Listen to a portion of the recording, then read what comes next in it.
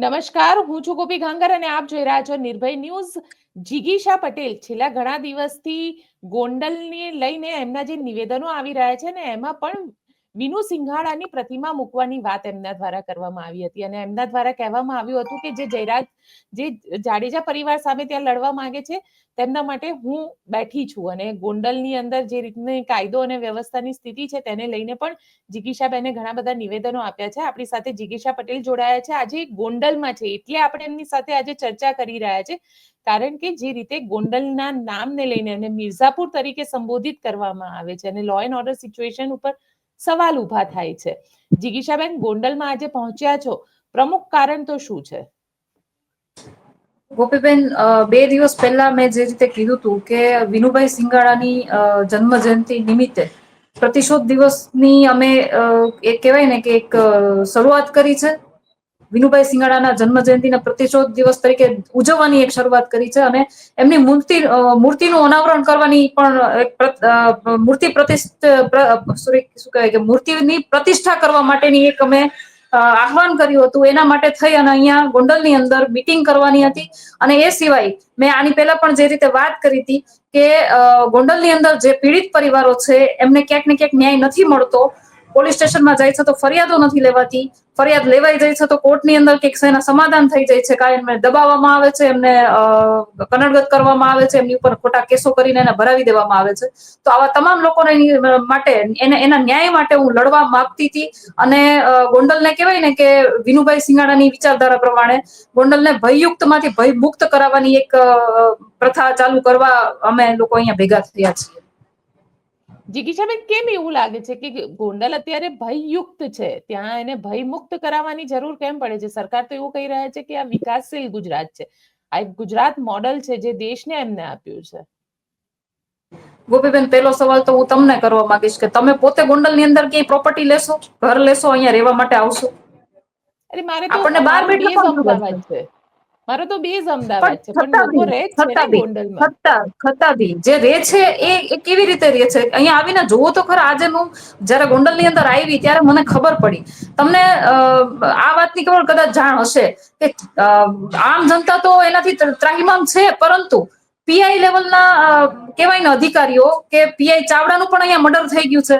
એમાં પણ ક્યાંક ને ક્યાંક જયરાજનો હાથ છે.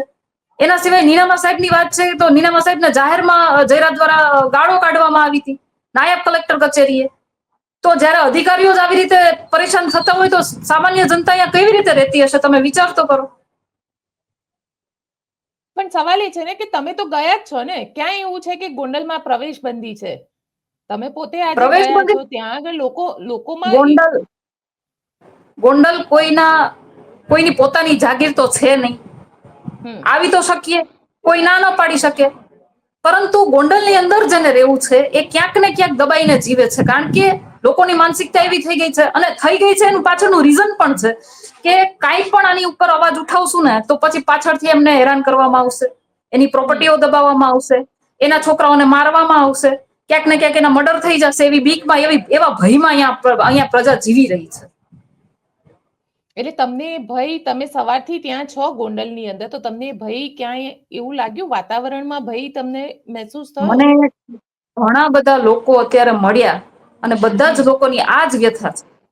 હું નામ જાહેર નહીં કરું કારણ કે જે પરિસ્થિતિ અહીંયા છે એ પ્રમાણે એ લોકોને જીવવું મુશ્કેલ થઈ જશે.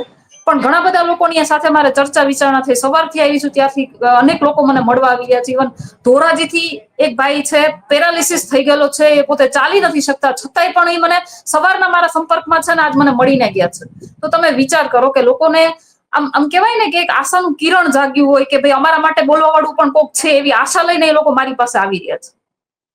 કારણ કે જે રીતે ત્યાં આગળ તમે કહી રહ્યા છો, મારી એક પાટીદાર અગ્રણી સાથે પણ વાતચીત થઈ, એમને એવું કીધું કે વિનુ સિંઘાડાની સાથે પોપટ લાખા સોરઠિયાનું પણ પૂતળું મૂકવામાં આવે.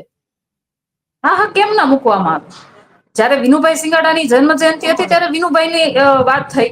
જયારે પોપટભાઈ લાખાનું સોરઠિયાનું આવશે ત્યારે એમની પણ વાત કરીશું. અને અમે આગળ એ પણ બધું કરવાના જ છીએ.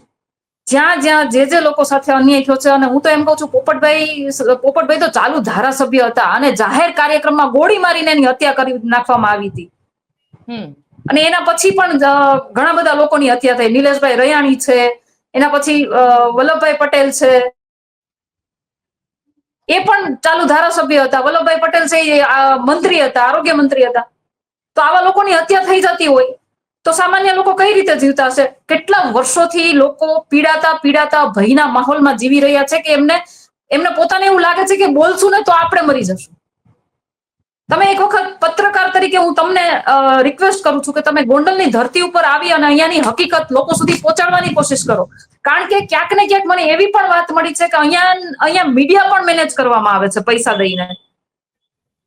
હું જેવી રીતે નેતાઓને કહું છું, જેવી રીતે નામ લઈને કહેવાય ને કે આરોપીઓની વાત કરું છું, એવી રીતે હું પત્રકારોની પણ વાત કરું કે ખરેખર તમારા જેવા પત્રકાર કે જે ખરેખર સાચી માહિતી લોકો સુધી પહોંચાડે છે ને એવા પત્રકારોને ગોંડલની ધરતી ઉપર ઉતરવું જોઈએ અને અહીંયા તમારે એક અભિયાન ચલાવવું જોઈએ કે સામાન્ય લોકોની પીડા શું છે. પણ જીગીશાબેન, અહીંયા સવાલ એ ઉભો થઈ રહ્યો છે, તમે ત્યાં આગળ ગયા છો, વિનુ સિંઘાડાની જે પ્રતિમા છે તેને ત્યાં આગળ મૂકવામાં આવે તેની માંગ સાથે તેમના પરિવાર સાથે પણ તમારી વાતચીત થઈ?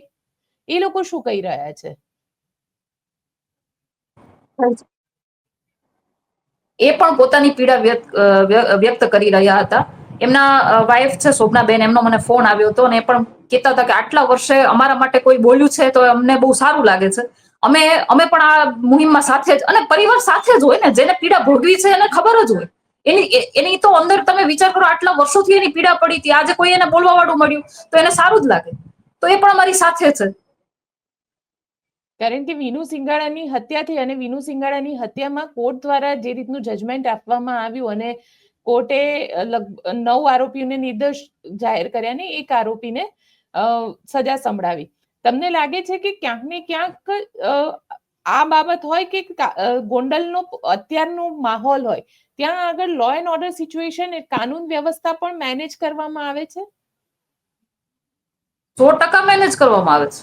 હું તમને એક જ વસ્તુ કહું છું કે પીઆઈ ચાવડાનું મર્ડર થઈ જતું હોય, બરાબર છે, તો અહીંયા પોલીસ પણ કયા ભયમાં હશે એ પણ તમે વિચારો. જો તમે એના કેવા પ્રમાણે નહીં ચાલો તો એ તમારું પણ મર્ડર જ કરશે. એટલે સરકારને પણ હું તમારા માધ્યમથી કહેવા માંગુ છું કે ગોંડલની અંદર, જ્યાં ગોંડલની સરહદ ચાલુ થાય છે ત્યાંથી ગુજરાતનું કાનૂન, ભારતનું કાનૂન ત્યાંથી પૂરું થઈ જાય છે. તો સરકારને પણ મારે કેવું છે કે શું સરકાર આમાં કોઈ નિષ્પક્ષ તપાસ નહીં કરાવડાવે? શું અહીંયાના લોકો સરકાર પાસે આશા રાખીને બેઠા છે એ લોકોને ન્યાય નહીં મળે? પોલીસ તંત્રને પણ જે રીતે દબાવીને એની પાસેથી કામ લેવામાં આવે છે, તમે ક્યારેક તો આ લોકોની પૂછપરછ કરો, ક્યારેક તો એ લોકોની સંભાળ લો. હકીકતમાં અહીંયા શું ચાલી રહ્યું છે? અને મને તો એ વાતનો વિશ્વાસ નથી આવતો કે ભારતીય જનતા પાર્ટી આવા લોકોને ટિકિટ આપીને આ લોકોને સત્તા આપે છે. શા માટે? કારણ કે ત્યાં તો સત્તા એટલે જેની પાસે સત્તા છે, જેની પાસે પાવર છે, એ મહિલા ધારાસભ્ય છે. તમને એવું લાગી રહ્યું છે કે ખાલી કહેવા માટે ધારાસભ્ય છે? ક્યાંય જોયા છે તમે મહિલા ધારાસભ્યને ગ્રાઉન્ડ ઉપર? અને મહિલા ધારાસભ્ય છે તો પણ હું એમ કહું છું કે ભારતીય જનતા પાર્ટી પરિવારવાદમાં નથી માનતી. એ હું ને તમે બધા જાણીએ છીએ. એને વિપક્ષનો વિરોધ એવી જ રીતે કર્યો હતો કે પરિવારવાદ ચાલી રહ્યો છે.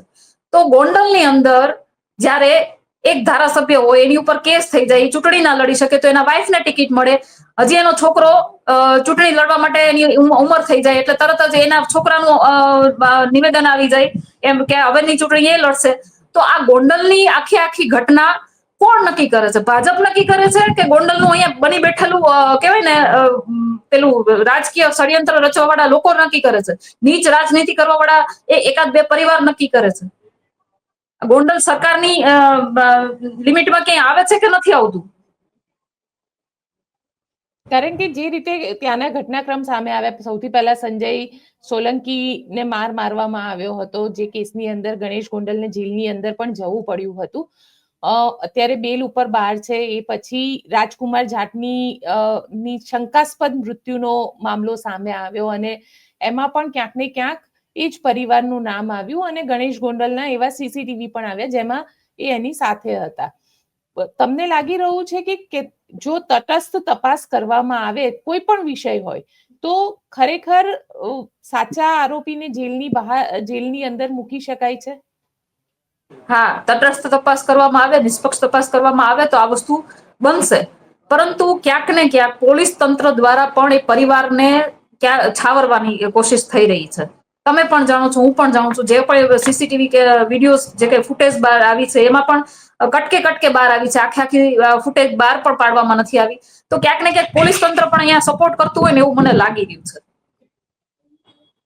અને સાથે તમને એ પણ પૂછીશ, કારણ કે અલ્પેશ ઢોલરિયા, આપ પોતે પાટીદાર સમુદાયથી આવો છો, જે રીતનું નિવેદન અલ્પેશ ઢોલરિયાએ આપ્યું હતું અને પછી ઘણા બધા વિવાદ પણ એને લઈને થયા, અને જે રીતે સપોર્ટમાં છે, જે રીતે આખું બધાને દબાવવામાં આવી રહ્યા છે, એને લઈને આપ શું કહેશો? બેન, અલ્પેશભાઈનું જે કંઈ પણ નિવેદન હતું એ પોતાની મોઢે બોલે છે કે જયરાજસિંહે મને એપીએમસી ના ચેરમેન બનાવ્યા છે, બરાબર? તો હવે જયરાજભાઈની વિરુદ્ધમાં કઈ બોલે તો એનો ધંધો પડી ભાંગે એમ છે, એના ધંધા બધા પેક થઈ જાય એમ છે. તો એને સમાજનો આગેવાન ના કહેવાય. જે પોતાના ધંધાનું વિચારી અને પોતાના સમાજના છોકરા માટે અવાજ ના ઉઠાવી શકતો હોય ને એને સમાજનો આગેવાન ના કહેવાય, એને પ્યાદુ કહેવાય. એક રાજકીય માણસનું પ્યાદુ જ કહેવાય. એટલે એના વિશે વાત કરવી નકામી છે. કારણ કે જિગીશાબેન, એવું કહેવાતું હતું કે જે વખતે આ પાટીદાર યુવકને મારવામાં આવ્યો હતો અને પછી મામલો અત્યારે તો શાંત થઈ ગયો છે કે ગોંડલ એ મિર્ઝાપુર બની ગયું છે. તમને પોતાને લાગે છે એવું કે ગોંડલ ખરેખર મિર્ઝાપુર બની ગયું? તો આપ તો ગોંડલમાં અત્યારે બેઠા છો. બેન, આજે મારો પહેલો દિવસ છે ને, છતાં પણ હું બધાને જયારે મળું છું ને, નાનામાં નાના માણસને મળું છું ને, એની પીડા સાંભળું છું ને, ત્યારે મને ખરેખર એવું થાય છે કે ખરેખર આપણા ગુજરાતમાં એક કહેવાય ને, એક તાલુકો એવો પણ છે કે અહીંયા એની પરિસ્થિતિ સાવ કાયદાકીય રીતે તમે જોવા જાવ ને તો કાયદો ને વ્યવસ્થા સાવ કથળેલી છે. અને હું તો બેન કફન આરે લઈને નીકળી છું. મારે ગોળી ખાવાની હશે તો ગોળી ખાઈને જ મરીશ. અને હું આ જ ડર કહેવાય ને, જે ડરનો માહોલ છે ને એ સમક્ષ આટલું બોલું છું કે ભલે મારે સહન કરવું પડે, મારા સમાજ માટે, બીજા સમાજ માટે, 18 વર્ણ માટે મારે સહન કરવું પડે ને, તો હું દીકરી તરીકે હું કરીશ. તો આજ ગોંડલની જનતાને પણ કહેવા માંગુ છું કે જેમ દીકરી તરીકે હું બોલી શકું એમ છું તમારા માટે, તમે તમારો અવાજ પણ બુલંદ કરો. આવા બધા લોકોને સહન કરવાની કોઈ જ જરૂર નથી. તમે લોકતંત્રમાં જીવો છો, તમે કોઈ રાજાશાહીમાં જીવતા નથી. શું કરશે? વધી વધીને મારશે, મારી નાખશે, પણ તમારી આવનારી પેઢીને આ ગુલામી સહન નહીં કરવી પડે. તમે પોતે કહી રહ્યા છો કે ત્યાં આગળ તમે ગયા છો, તમે ત્યાં આગળ કોઈ પોલીસ પ્રોટેક્શન સાથે ગયા છો કે પછી એમ જ ગયા છો કે ગોંડલની અંદર તમે જઈ શકો છો? કારણ કે આ તો એક ચેલેન્જ આપી રહ્યા છો તમે સીધી. બેન, હું ગોંડલની અંદર કોઈ પણ જાતના પ્રોટેક્શન વગર આવી છું, બરાબર? અને મને કોઈ પણ જાતની બીક નથી. આજે મીડિયાના માધ્યમથી તમને કહું છું કે મને કોઈ પણ જાતની બીક નથી. ઘણા લોકો ગોંડલમાં આવતા ડરે છે. ઘણા લોકોએ મને ફોનમાં કીધું છે કે બેન તમે આગળ વધો, અમે તમારી સાથે છીએ. પણ ગ્રાઉન્ડ ઉપર ઉતરવા કોઈ તૈયાર ના થાય. શું કામ? કારણ કે બધાને પોતાનો જીવ વાલો હોય, એટલા માટે. તો ગોંડલની અંદર આ ભય કહેવાય ને, મેં વિનુભાઈ સિંગાડાની વાત એટલા માટે જ કરી હતી કે વિનુભાઈ સિંગાડાની વિચારધારા છે ને આજે પણ અમારામાં ક્યાંક ને ક્યાંક જીવે છે. વિનુભાઈ સિંગાડાએ સમાજને, ભયયુક્ત સમાજને ભયમુક્ત કરાવવા માટેની એક ચાલુ કરી હતી, મુહિમ ચાલુ કરી હતી. અને વિનુભાઈ સિંગાડાનું એમાં જ એનું ભોગ લેવાઈ ગયું. અને એ વાત બધા જાણે છે. અને મને પણ, હું તમને કહું છું ને કે ભલે હું આજે વિનુભાઈ સિંગાડાના વિચારધારાના પંથે હું ચાલી નીકળી છું, મને પણ કોઈ જ દુઃખ નથી કદાચ મારો જીવ વયો જાય તો. મને કોઈ જ ગમ નથી. હું મારા સમાજ માટે મારો જીવ આપી દઈશ ને તો મને ને મારા કુટુંબને, મારા પરિવારને પણ ગર્વ થશે. જિગીશાબેન, એક છેલ્લો સવાલ તમને પૂછી લઉં કે ગોરધન ઝડફિયા આજે તો ભારતીય જનતા પાર્ટીમાં એક સારું પદ ધરાવે છે. એ જ ગોરધન ઝડફિયા 2012ની ચૂંટણી ત્યાંથી લડ્યા હતા, પરિવર્તન પાર્ટીમાંથી. એ ગોરધનભાઈ પણ આજે ગોંડલને લઈને કાંઈ નથી બોલતા. આવા નેતાઓને શું કહેશો? હું મારા સમાજના આગેવાનોને એટલું જ કહેવા માંગુ છું કે રાજકીય રોટલા શેકવા માટે ખાલી સમાજનો ઉપયોગ કરવાનો હોય ને તો આ તમારી નેતાગીરી બંધ કરી દો. સમાજને હકીકતમાં જ્યારે જરૂર પડે છે ને ત્યારે કોઈ નથી બોલતું. ઇલેક્શન આવે ને ત્યારે બધી જ મીડિયા ચેનલોને બોલાવીને ઘણા નિવેદનો આપવામાં આવે છે. પણ અમરેલીની ઘટના થઈ, ગોંડલની ઘટના થઈ, જ્યારે પાટીદાર સમાજને જરૂર પડી છે ને ત્યારે આવા કોઈ નેતા આગળ આવતા નથી. એટલે મારી ખાસ કરીને અમારા પાટીદાર સમાજના અગ્રણીઓને એટલી જ વિનંતી છે કે તમે તમારું કામ સરખી રીતે કરવા માંડજો. જો નહીં કરો તો અમે તમને પણ હવે ખુલ્લા જ પાડવાના છીએ. અમારે એવા આગેવાનોની કોઈની જરૂર જ નથી કે જે સમાજનો ઉપયોગ કરીને માત્ર પોતાના રોટલા શેકતા હોય. બિલકુલ જિગીશાબેન, અમારી સાથે જોડાવા માટે આપનો ખૂબ ખૂબ આભાર. તો આપ શું વિચારો છો મને કોમેન્ટ બોક્સમાં ચોક્કસથી લખીને જણાવજો અને અમારી ચેનલ નિર્ભય ન્યૂઝને લાઇક, શેર અને સબસ્ક્રાઇબ કરવાનું ભૂલશો નહીં. આભાર.